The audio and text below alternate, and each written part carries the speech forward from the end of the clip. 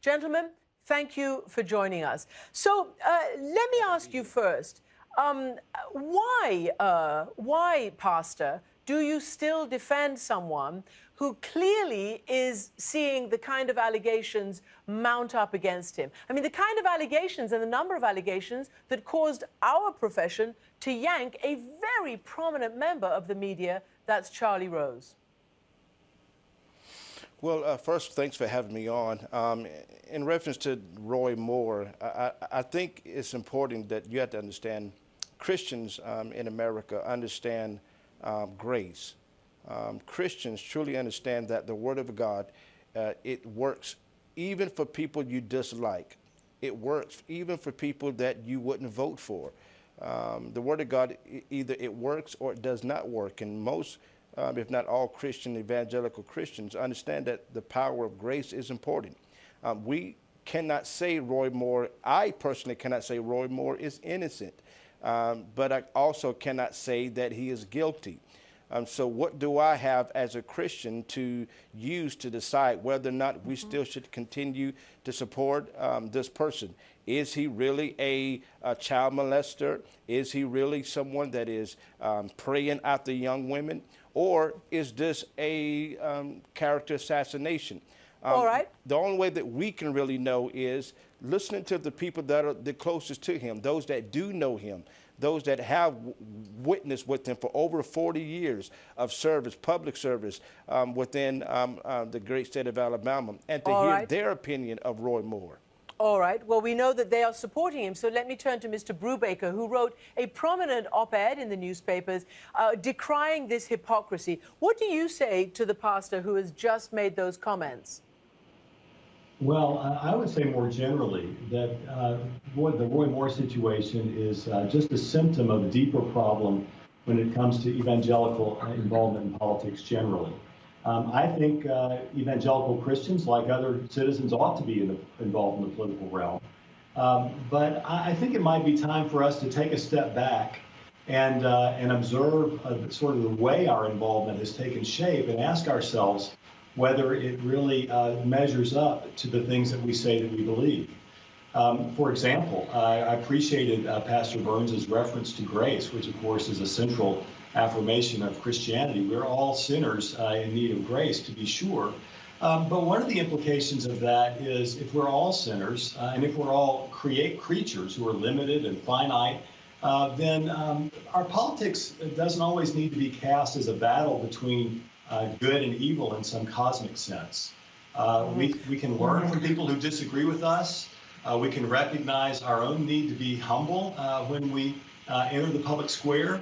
Again, this is not so much to speak of the situation with Judge Moore as it is just more generally to speak about some troublesome attitudes when it comes to politics in the evangelical church.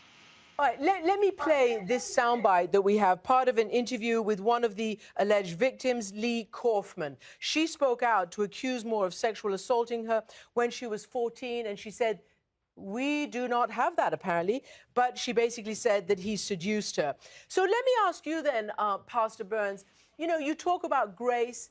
You've just heard what Mr. Brewbaker has said.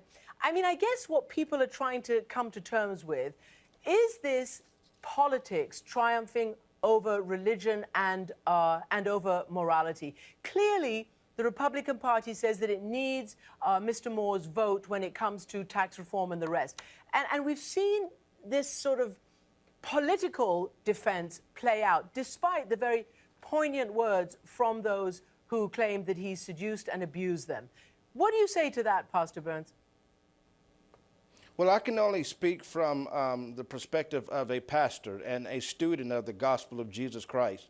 The Bible makes it very clear that, as the professor said, we all have sinned and falling short of the glory of God. And when I stated earlier that morality isn't the only qualification for leadership, that doesn't mean that morality isn't important. It is extremely important. But I also understand that you have to have experience. You have to have faith. You have to have wisdom. to go along with morality. If morality was the only qualification that we use to judge whether or not our leaders are qualified to lead, then none of us would qualify to lead, because we've all have skeletons in our closet. Okay. I understand that. We all have skeletons. Presumably, a lot of people who are outed or named and shamed or whatever the word is would apologize or would admit or would, you know, talk about inappropriate behavior, as many of those who have been outed already have been doing. But here's the thing. A plurality of Republicans, according to the latest Quinnipiac poll, 43% of Republicans say they would still consider voting for a candidate who has been accused of sexual harassment by multiple women, versus 41% of Republicans who would definitely not vote for the candidate. On the other hand, 81% of Democrats say they would not definitely vote for someone who was such accused like that. Professor Brewbaker, is that troubling to you as well, the fact that a plurality of Republicans would still vote? Well, sure, it is troubling to me. And I think it's emblematic, again, of a deeper problem. And that is sort of where our ultimate hope and attachments lie. It's particularly troubling to me when folks want to highlight their belief in God in connection with political activities, and then are willing to hitch their wagons so firmly to a particular party or political candidate, and really unwilling to say to speak the truth when the truth needs to be spoken, whether it's Judge Moore or anybody else, right? When a leader starts defending the indefensible because it's so important that we have 52 instead of 51 Republican senators in the next Congress, then I think that's a problem. And of course, it's not just Republicans, it's Democrats, it's not just folks on the right, it can be folks on the left too. But this question of ultimate allegiances, I think, is really, really significant for the Christian believer. I want to end by asking Pastor Burns whether he's worried that this state of affairs, defending somebody like Roy Moore, even under the current circumstances, ends up damaging your church and your faith. For instance, a fellow pastor, Russell Moore, has said, a church that worships Jesus stands up for vulnerable women and girls. A church that worships power sees them as expendable. And, you know, the evangelical who said, oh, my goodness, look at these people, these girls who say they're 14, they look like they're 20, as if to say that it's their fault. And you've seen the backlash. You've seen the pictures of young girls who've said, you know, this is me at 14, and they clearly look like school children. So are you concerned that this avalanche is damaging to your faith and your, you know, moral paradigm?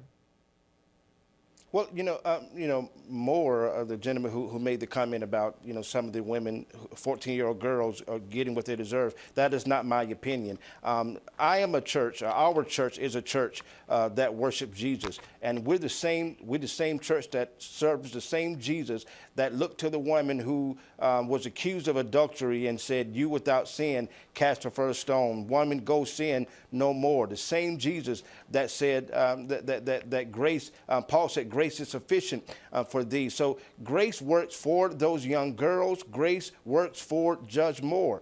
I think it's important that we have to examine all the facts. Christians understand that grace is a big part of our faith.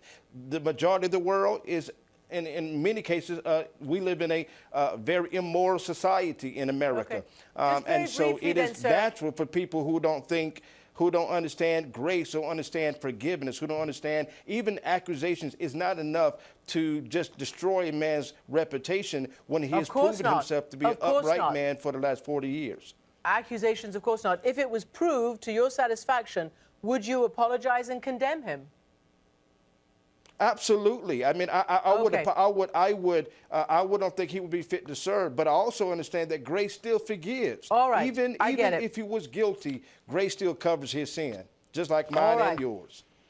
Pastor, Professor, thank you very much indeed for joining us on this vital debate.